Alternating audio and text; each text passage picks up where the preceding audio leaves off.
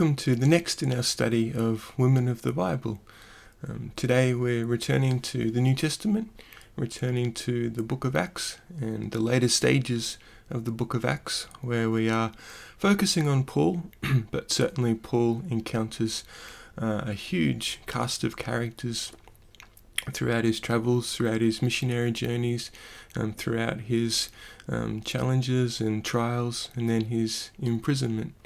And so today we are looking at two women from the book of Acts chapter 24 to 26. So the first we're looking at is a lady by the name of Drusila. So Drusila was a daughter of Herod Agrippa and the younger sister of Bernice, the other lady that we'll be looking at today. There's lots of names that are mentioned even in this short study, so there won't be a test at the end, but it's just, I think, in part, a marvelous record of Luke's detail. And all of these things can be historically checked, and the ways in which Luke was able to provide this history of the early church and of the interactions with the Roman authorities, the Jewish authorities, and really the continued triumph and progress of being named for Emperor Caligula's sister. Her great-grandfather, Herod the Great, he murdered Jewish baby boys in his effort to destroy the newborn Jesus, the promised Messiah.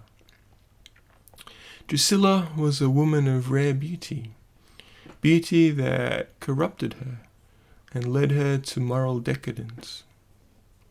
When only 14 years old, she married King Azizus of Emesa.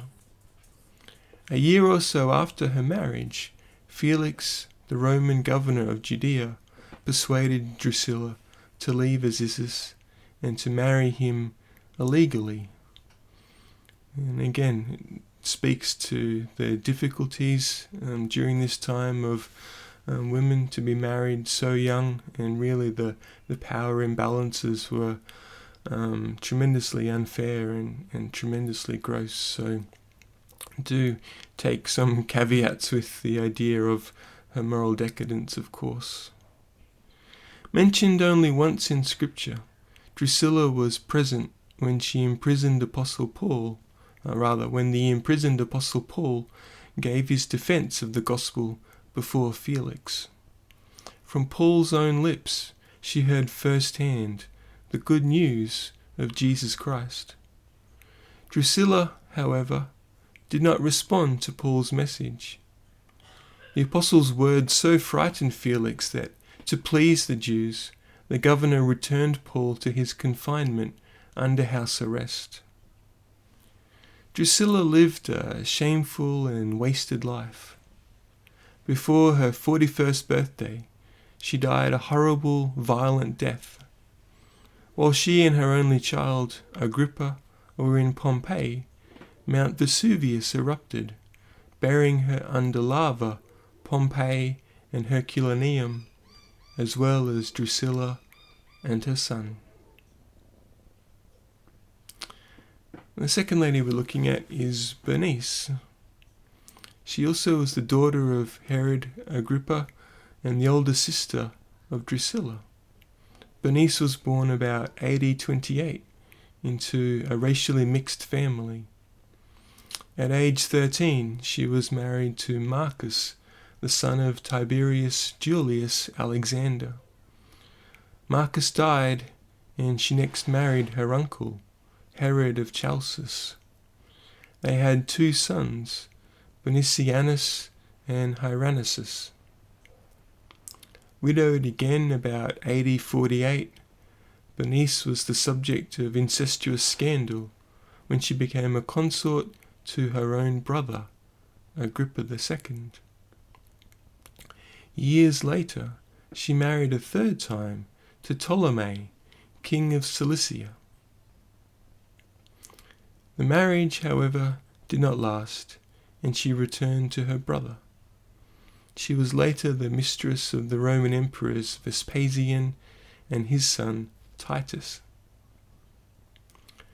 Bernice, a woman of strong opinions, was once a dauntless defender of the Jewish people. Some sources report that she even risked her own life to intercede on behalf of the Jews. So strong was her faith that at one time she shaved her head and walked barefoot in keeping a vow to God. But her lifestyle pulled her away, and Bernice evidently abandoned her Jewish faith.